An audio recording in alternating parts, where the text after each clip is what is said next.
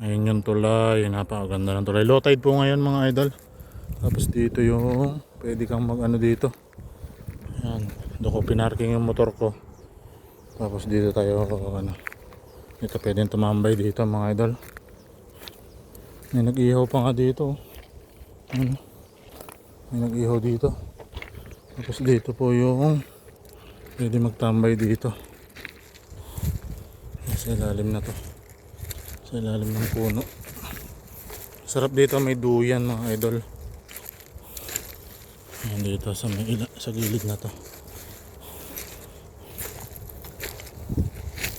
Ayan dito, pwede dito tumambay. Ayan, ito sa may ilalim na to. Daming basura dito, ang dami na nag-ihaw dito. Ayan, pwede na dito sa may sulok na to.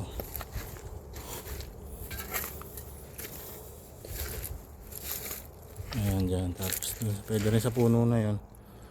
Ayan, ganda dito mga idol. Dami yata nagpipishing doon, no? Sa may dulo na yun, no? Ayan, ganda dito sa may ilalim.